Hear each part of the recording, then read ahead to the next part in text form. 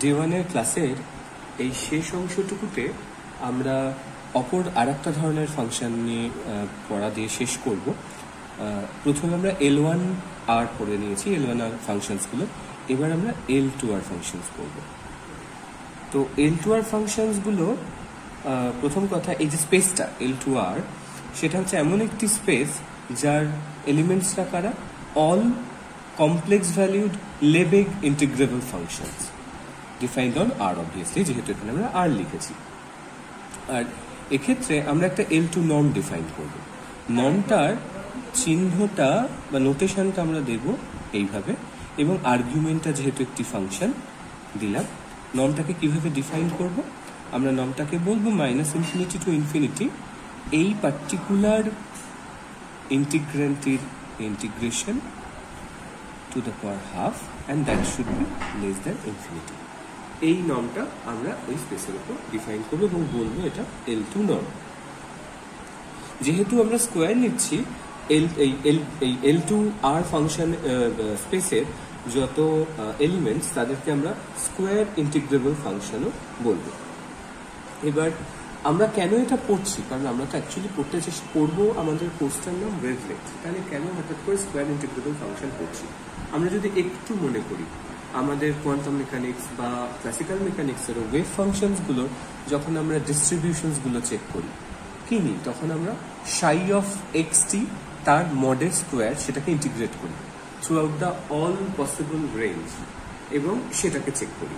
তো সেক্ষেত্রে অ্যাকচুয়ালি আমাদের এরকম L2 ফাংশনসদের প্রয়োজন হয়ে পড়বে। আর আমরা L2 AB যে স্পেসটা, এই স্পেসটার মধ্যে বিভিন্ন রকমের ফাংশনস পাবো। তো আমরা L2 AB স্পেসের বা স্কোয়ার ইন্টিগ্রেবল ফাংশনদের যে space over closed interval AB, তার উপরে সেক্ষেত্রে আমরা কি একটা একটা পার্টিকুলারাইজেশন করব। সেটা হচ্ছে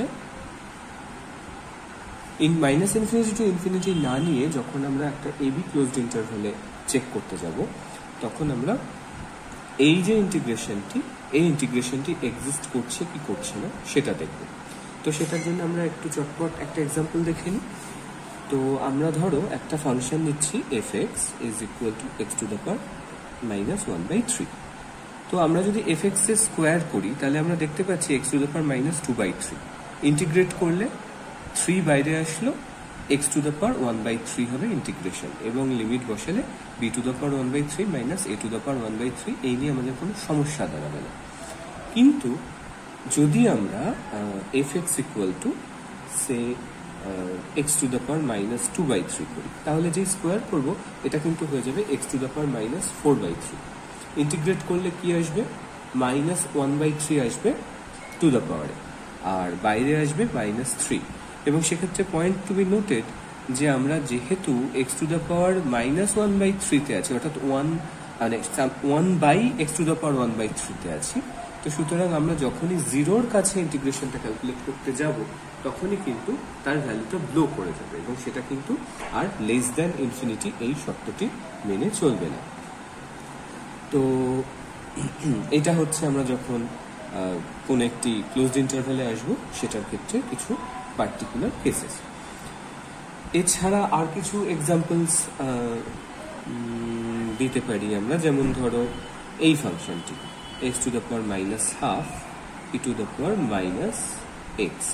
এই ফাংশনটি L1R এর একটি এলিমেন্ট হবে, কিন্তু এটা কিন্তু L2R এর এলিমেন্ট হবে না। কারণ খুব সহজাত বুদ্ধিতেই আমরা যখন এই অংশটুকুকে স্কোয়ার করবো x to the power -1, অর্থাৎ আমাদের জিরোর কাছাকাছি ক্যালকুলেট করতে গেলে আমাদের ভ্যালুটা কিন্তু ব্লো করে যাবে, এবং সেখানে আমরা ইন্টিগ্রেশনটির একটি ফাইনাইট ভ্যালু পাবো না, এবং সুতরাং আমরা সেটাকে L2R এর এলিমেন্ট হিসেবে দেখাতে পারবো না, অর্থাৎ এটি L2R এর এলিমেন্ট কিন্তু হবে না। অন আ সিমিলার টার্ম এরকম বেশ কিছু একটা ফাংশন অন্তত বলতে পারি 1/1 + mod x। এই ফাংশনটি L2R এর ফাংশন, কিন্তু এই ফাংশনটি L1R এর ফাংশন নয়। তো এরকম আরো কিছু ফাংশনস আছে, like x to the power n e to the power - mod x, this belongs to L1R। অথবা 1/1 plus x square, this belongs to L1R। কারণ আমরা দেখতে পাই যে ইভেন যদি আমি যে কোনো জায়গাতেই যেতে যাই না কেন আমরা π/2 এই রেজাল্টটা পেয়ে যাবো tan ইনভার্স x এর ক্ষেত্রে। আর এই ক্ষেত্রে একটা জিনিস বলার, যেটা যে আমরা কিন্তু কোনো একটি পি এর জন্য কোনো একটি ফাংশনকে যদি LPR এই স্পেসের একটি এলিমেন্ট হিসেবে দেখাতে পারি, তার মানে সেটি অপর একটি পি এর জন্য যে LPR এর একটি এলিমেন্ট হবে এমন কিন্তু কোনো কথা নেই।